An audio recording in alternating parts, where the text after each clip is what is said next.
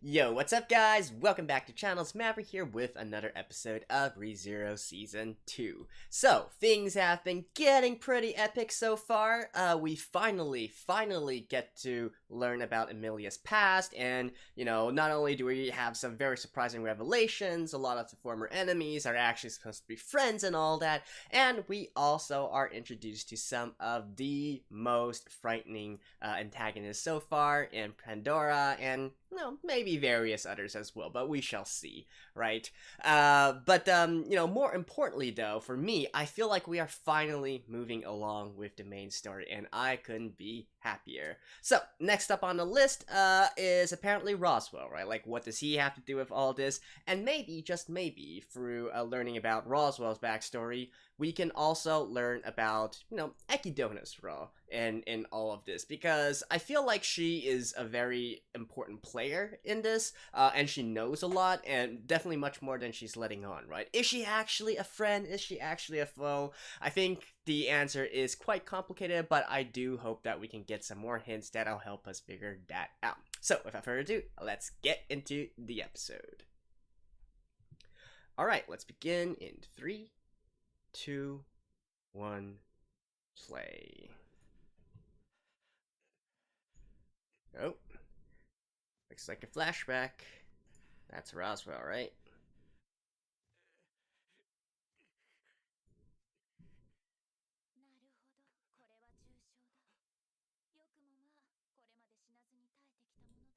Hello, Ekidona.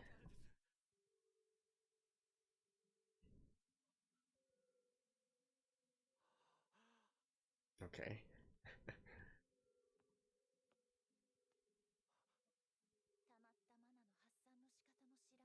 Accumulated mana.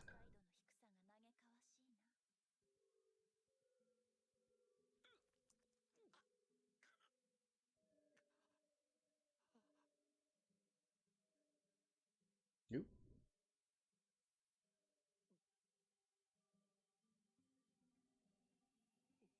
Okay.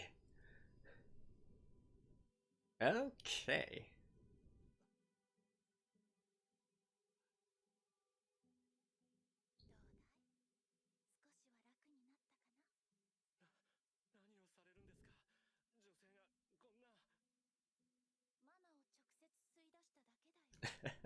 This is actually very erotic.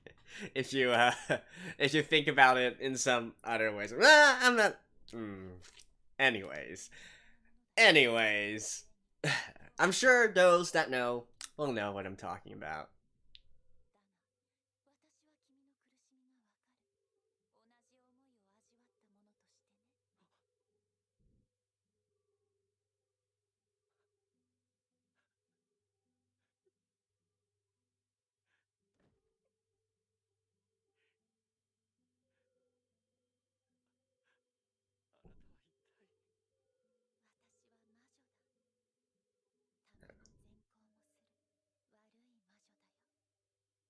Okay.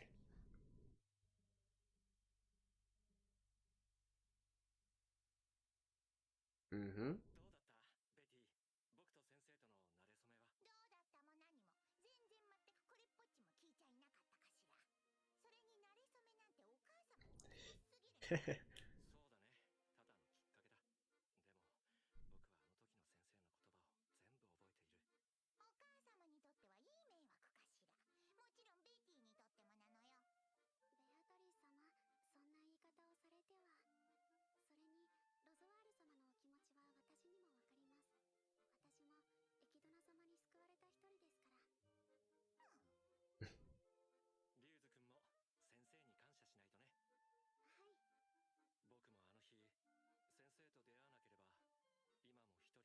They call her sensei. That's interesting.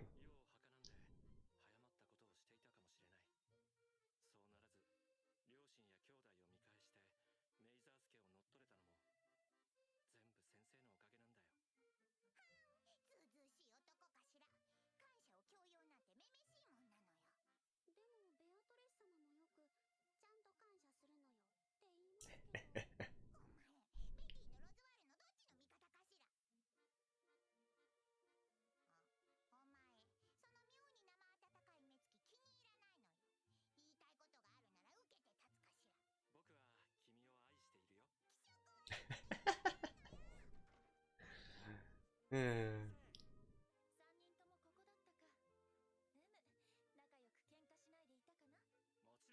Why are they not showing her eyes though? Like, what's so significant about that?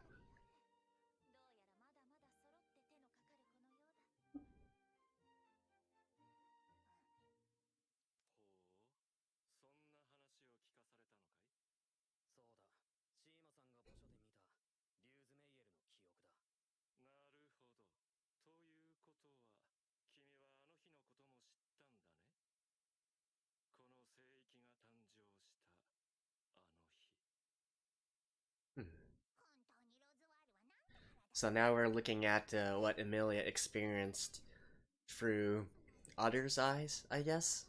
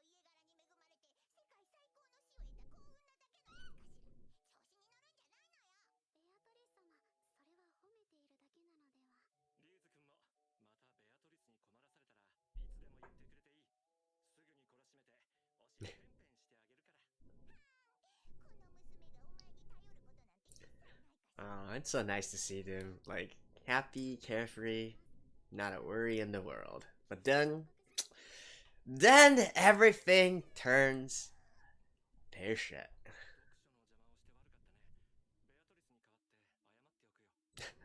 Apologize on behalf of Beatrice.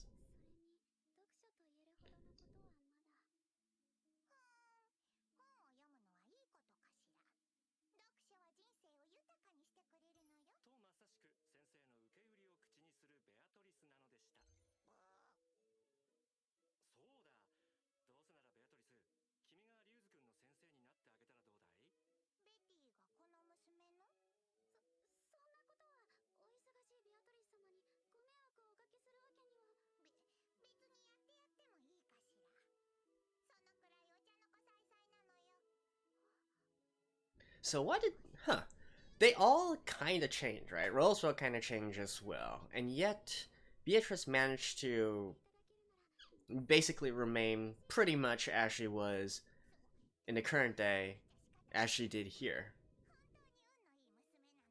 I wonder why. Oh.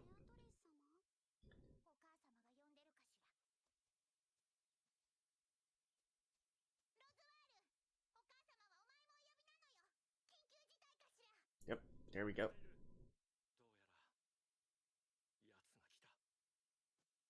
Huh? Huh? And who the hell are you?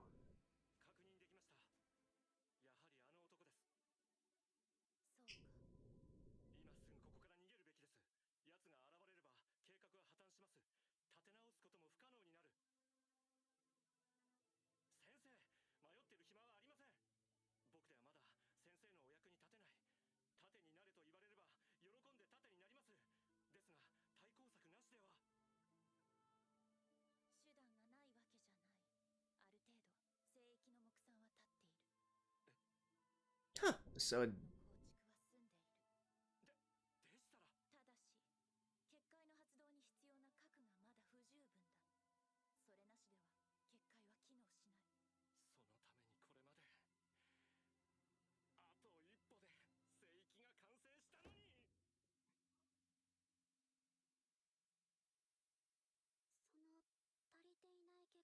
Luzu becomes the core?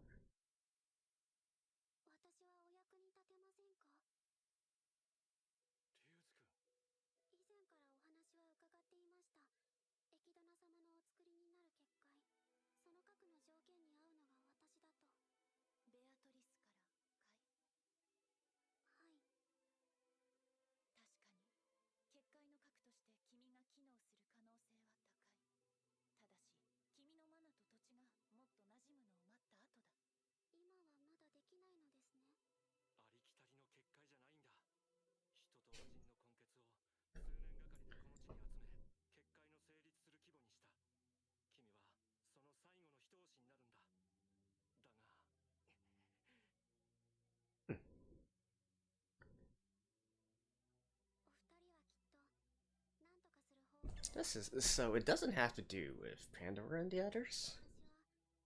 Hmm. 君のオドを触媒に聖域の核を作り上げる。そうすれば工程を短縮し結界を機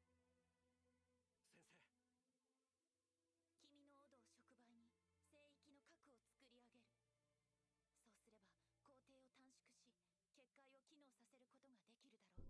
So did something go wrong about the entire sanctuary? 退けることは可能なはずだ。始めるのはいつになりますか？今すぐにでも。核を置くための施設はベアトリスに準備させている。あとは術式を構築する時間さえ稼げれば。それは僕の役目ですね。視力を尽くし。I think it's a very obvious thing that they're trying to hide Ekidona's eyes. I don't know why though. 僕はすぐに出ます。先生は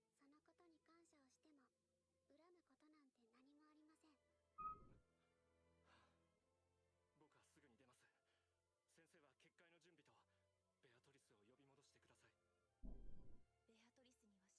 の準備とベアトリスを呼び戻してください。ベアトリスには知らせない方がいいんじゃないかい。今ここでベアトリスを呼ばなかったら僕も先生も一生あの子に恨まれますよ。呼んでもそうかもしれませんが。分かった。助言に従おう。 Like, why? Why? It's obviously important somehow, but why?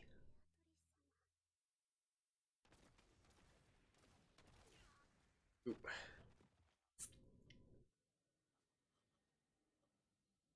Is this someone I'm supposed to know?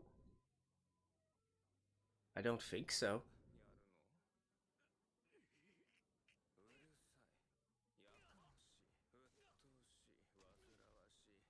Oh, is this guy using...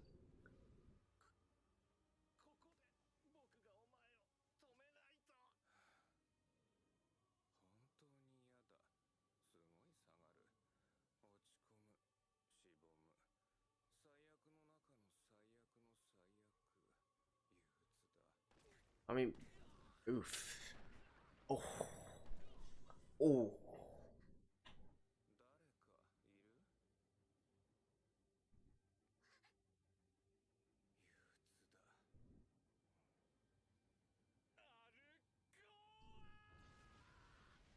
Oof.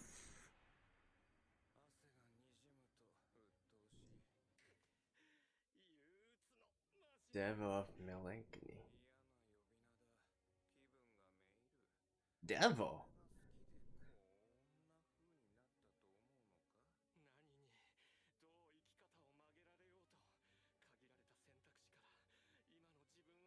Like, there, to me, it seems like the world of ReZero has, like, again, we are only looking at the tip of the iceberg. There's, like, so much more in this world. Oh.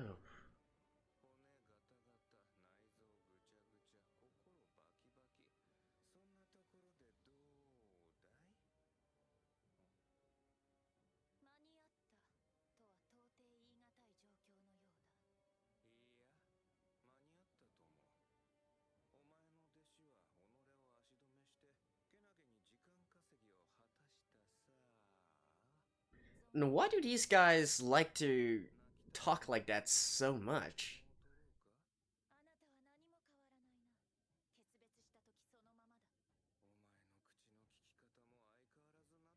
You know, like, lengthening the N words.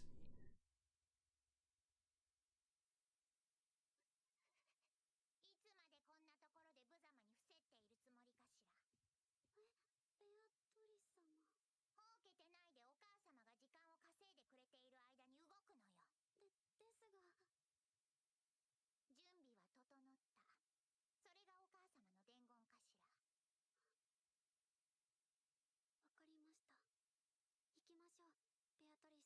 リス様。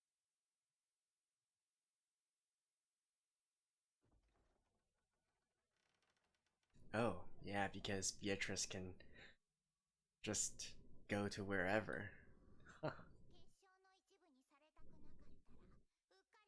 結晶の一部にされたくなかったらうっかり見入られるんじゃないのよ。申し訳ありません、こんな時に。それでどうするかしら。お母様からはお前をここに連れてこいと。 Ooh, I was like, yeah, Beatrice. それでもベアトリス様はエキドナ様のお言いつけを守られるんですね。当然かしら。ベティにとってお母様は絶対。お前やここの住人たちは恵まれているのよ。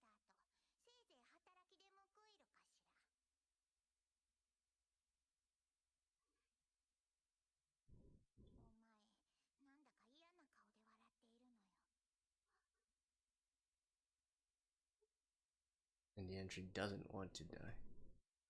申し訳ありません。少しだけ目にゴミが。やっぱりお前はここでおとなしくしているかしら。ベティがお母様に加勢してくるのよ。死にかけのロズワールのやつも助けてやらんといけないかしら。それでまた明日からも。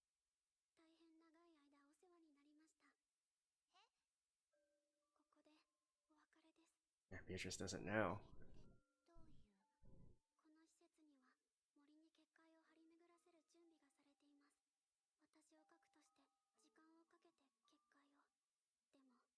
私を核として時間をかけて結界を。でもその時間が足りなくなってしまいました。結界のための時間。あの男が邪魔ならあれを。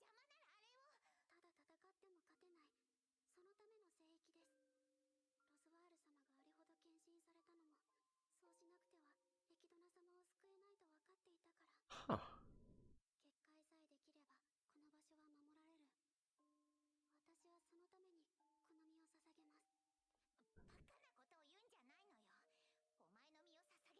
バカなことを言うんじゃないのよ。お前の身を捧げるって魔法のことも何も知らないお前に何ができるっていうかしら。お前には。 Ah, she realizes. So, this is like something completely separate from what happened in the forest of Emilia and whatnot, is it? この瞬間に決断が必要なんです。それならお母様へ加勢するのがベティの決断なのよ。お母様とベティが一緒ならあんなやつイチコロかしら。ベティの扉渡りでみんなここから逃げてしまえばいいのよ。ね、そうするかしら。あんまり大勢だとベティも大変だけど、そのぐらいやってのけるのよ。隙を見てロズワールを拾ってお母様も連れ出すかしら。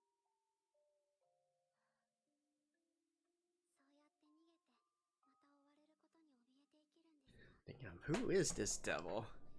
To the extent that even a witch, or is Ekidama not exactly a full witch yet? また新しい聖域を作るのにどのく Well, ら I い。 guess technically, if we're looking at things, devils should be even more powerful than witches. 私はこの場所が好きです。 I mean, just from traditional fantasy and whatnot. 本当に良かったと思っています。ここで暮らすみんなの笑顔が大好きです。なくしたくありません。お前がここをどんな風に思っていたとしても、この場所は本当はお前たちのためなんかじゃなくて。はい、分かっています。それなら、それが分かってるならどうしてなのよ。いいんです。始まりはそうだったかもしれません。でもここで私たちが過ごした時間の全部が始まりのままだったはずがありません。私がここで So at the end of the day, this is still したことも a sanctuary for all the demi-humans, right? 冗談のことだったんですから。 Because demi-humans are prosecuted 何 in も this world. ありません。 Or at least some nations do anyways. ここで過ごせて幸せ。 And yet, is it because they're trying to hide from humans? Or is it because they're trying to hide from, you know, like ベアトリ that devil dude? 今も数々のご恩情、感謝を申し上げます。 Oof.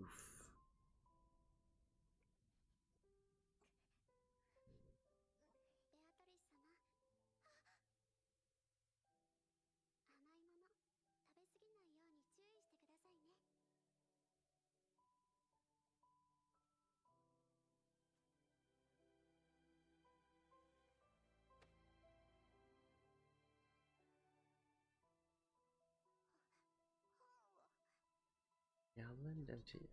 Yeah.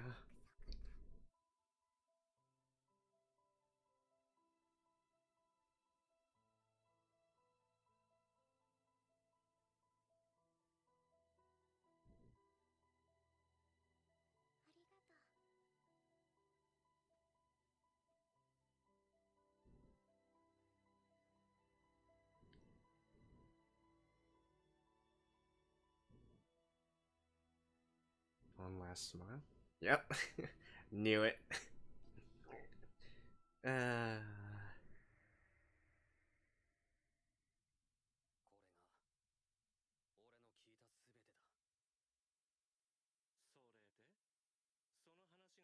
これが俺の聞いた全てだ。それでその話が真実だとしてそれがどうしたというんだい。もう一度言う。降伏しろ。流れは変わったんだ。屋敷に向かわせた連中を止めろ。それで何もかも手打ちにできる。断るよ、スバル君。この程度の変化に折れるほど私の400年は軽くはない。番外から駒を持ち込み、ガーフィールを取り除いてそれで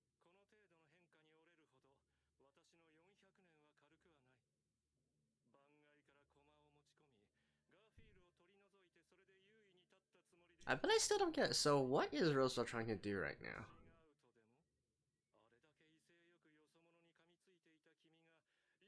あれだけ威勢よくよそ者に噛みついていた君が今やスバル君と愉快な仲間たちの一員だ。その変わり身の速さには驚かされるよ。てめえの言葉軽いな、ロザール。軽いね。これまで10年の月日、こだわり続けてきた思い、それをたやすく手放す君が私に軽いとは出来の悪い冗談だ。願いは消えてなくなりはしない。君が母を、家族を本当に愛していたのなら、そんなに愛していたのなら、そんなにたやすく変わってしまうものなのか。それとも君は母を、家族を愛していなかった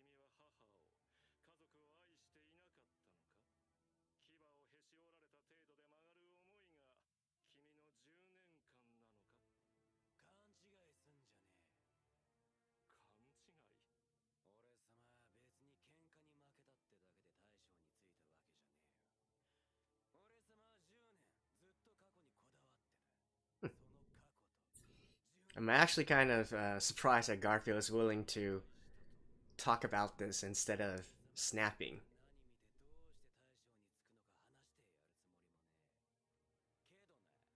何見てどうして大将につくのか話してやるつもりもねえ。けどな、一個だけ俺様がてめえじゃなく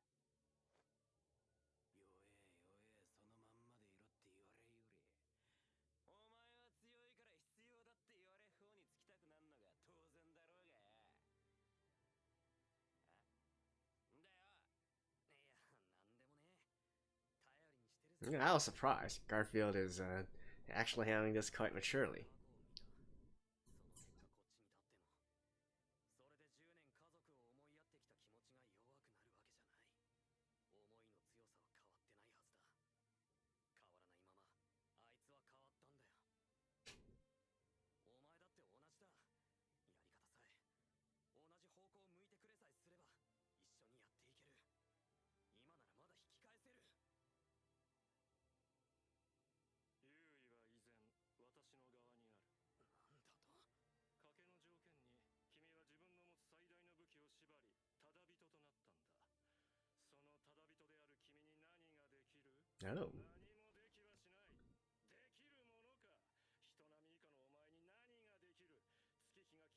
私の400年が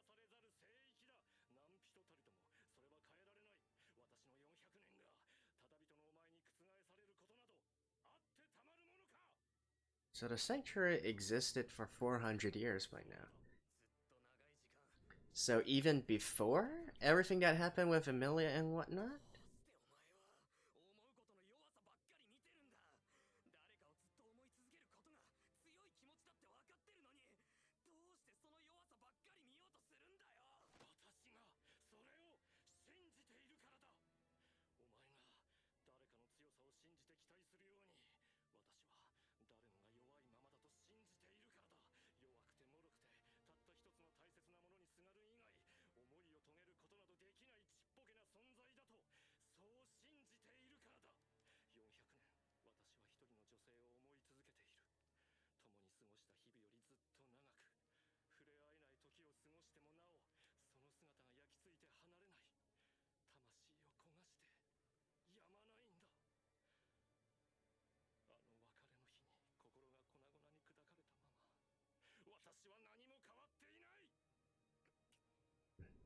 In a way, Roswaal was quite similar to Gias, right? Telgias.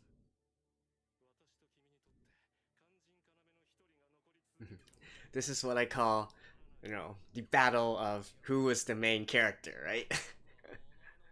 Subaru championing for Emilia, and Rosa championing for Ekidona.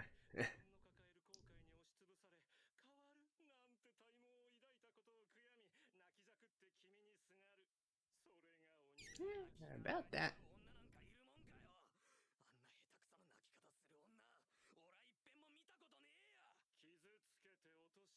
Okay, so if Emilia comes back unscathed, then Rosa will be convinced.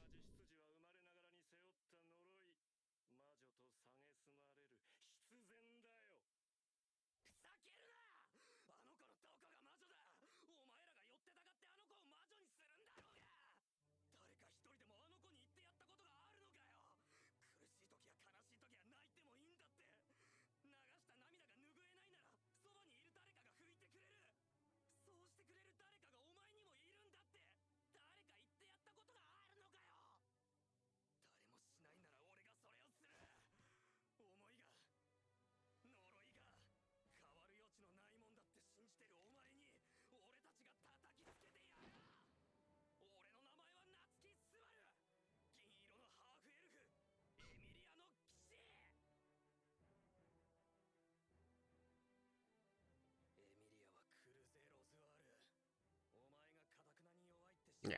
So once Emilia comes, Roswell will be convinced.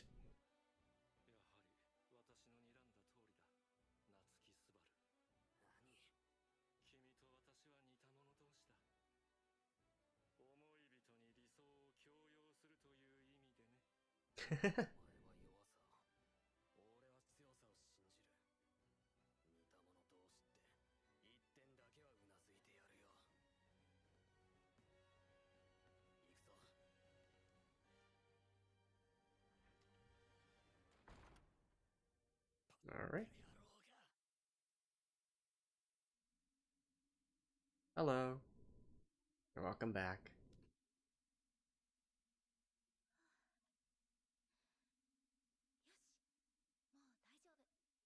Alright, so what's the twist now? Hmm? No twist?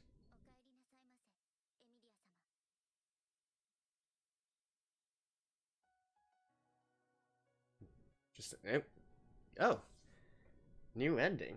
All right. I think I heard something about this.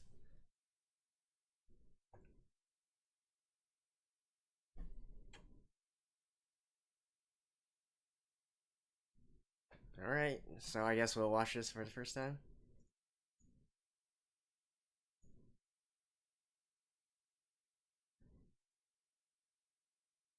Actually, well, actually, is this new? Hmm?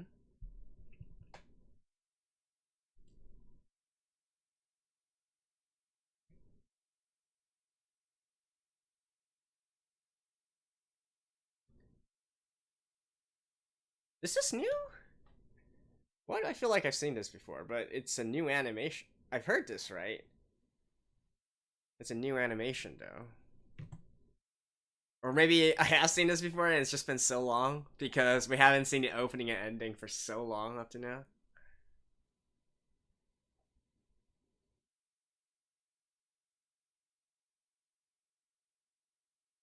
Or maybe I just been skipping everything, right? And if so, I apologize. But, well, in any case, thank you guys. I'll see you guys after this. Alrighty, so at the very end there, I was waiting for another twist to happen because I was like, okay, so once Emilia walks out unscathed, everything will be solved, right? And I was seriously waiting for something bad to befall her once again so that the plans are going to be somewhat screwed up, right? I still don't get why they made that dramatic effect at the very end there with showing Emilia walking out and Ram greeting her. I still don't feel it's going to be such a simple walk in the park as to her going up to Roswaal and then Roswaal accepting. We can clearly see that he's quite insistent on his own methods and whatnot. But well, we will see next episode, right? And the funny thing about all this is that, even taking in all the dark fantasy stuff and, the despair, the tragedies and whatnot, we're actually looking at a proper shonen right now in this very arc, right? With the battle between, or, I would say not just an actual fight, right? But a battle of will, a battle of conviction and whatnot. These two are currently representing who they believe, they both believe themselves to be a main character, right? It's sort of like in a meta sort of sense here. Roswaal believes, what he is doing is correct. He's been at it for 400 years and whatnot. And Subaru, of course, is doing the exact same thing. They're both kind of, just, imprinting what they believe their respective loves will do. Like, it's really, really similar, right? I do love how the episode, and I do love how Roswaal himself pointed out how they, both of them were very similar. Of course, they're going about things a little bit differently, but what it boils down to, everything that Subaru does is for the sake of his love for Emilia, right? And everything that Roswaal does is the same. So it all comes down to, who's, they're both champions of their respective loves, their respective mistresses, if you will. So it all boils down to who actually wins out in the end, right? So I do love that. We see this very often in shonen as well, right? Particularly with those who are, not quite pure enemies, but potential allies, potential friends as well. This battle of conviction, sort of like with Garfield, right? It's the same thing, except on a much bigger scale here, where it's still the two of them butting heads, and once one side proves to be correct or superior or whatnot, then everybody falls along the path, right? So I do, it is kind of funny to me, all things considered, that this is so similar in a way, but I guess that's just interesting to point out. So we get through the entire backstory in regards to the Sanctuary, and I guess at this point I can kind of be clear that what we were looking at in terms of Emilia's past and whatnot is completely separate with what happened here in the Sanctuary, right? So, I was already thinking why the time periods were set, like this happened 400 years ago, right? And I believe the thing with Emilia and the village in the forest and whatnot happened about 100 years ago or something of that sort. So the Sanctuary definitely appeared a lot earlier. So I guess I was kind of misled, because I actually thought with the way that they were both going into the past, that they were just talking about the same events, just from different perspectives here. But it seems that they are completely separate. Sure, yeah, it's still a sad story, right? Even though it's two completely separate events, we are looking at a lot of what we consider antagonist characters ultimately to still, be on the good side, if you will. It's just something simply happened to them that caused them to become this way. And in terms of Ekidona here, though, it's definitely even a bit more puzzling to me, right? Especially with the fact that they keep on averting from her eyes and whatnot. They actually did this back when she first appeared in flashback as well. At that time, it was very brief, so I didn't think too much of it. For nearly an entire episode, for them to not actually reveal her eyes and whatnot, it definitely speaks to me that perhaps, perhaps fundamentally, Ekidona also changed in some way, right? Ever since making the Sanctuary. Perhaps it has to do with Satilla and whatnot, and the myth that how Satilla killed all the other witches, or perhaps that's even further back in the past, right? We don't really know at this point. But definitely what I'm thinking of is that either something, maybe Ekidona's power was definitely not maybe she wasn't powerful enough. She was still fundamentally affected by some of these other enemies that she was facing, or an alternative explanation could be that really the current Ekidona is just that they are reminiscence reminiscing about is just an idealized version of Akidona, if that makes sense, right? Because, going into what Roswaal said this episode, how they forced their ideals on the woman they love and whatnot, and, that might be similar to Ruzu as well, might be similar to Beatrice, how they remember Akidona a little bit differently from what she actually is, right? I wonder if that's also implying that as well, that they are remembering a sort of idealized version of Akidona. So it could be one or the other. I'd like to think that it's more so that, fundamentally Akidona changed as well. Maybe that's what 400 years does to someone. It makes them full of despair and how can I call it? Pessimism and whatnot, and it's just something that happens even for supposedly immortal beings and whatnot. Because we see Roswaal certainly changing from how he was in the past, right? Akidona, maybe she changed, but she definitely seemed a lot more nicer and a lot more lovable, and how can I say it? A lot more empathetic in the past than she is now. Or maybe that's specifically towards Emilia, right? We don't know. What else? So we see them kind of being different. The only one who has really remained the same throughout is Beatrice, and that's also kind of puzzling. But I don't know. Maybe we shall see more of that once we get the full story once again, because I think there is still definitely some more in terms of this story that we still haven't learned about yet, and that will probably only come out with the entire conclusion of the battle between Roswaal and Subaru, which of course we all should assume that Subaru is coming out on top, right? So yeah, but again, really love the way things are going. No,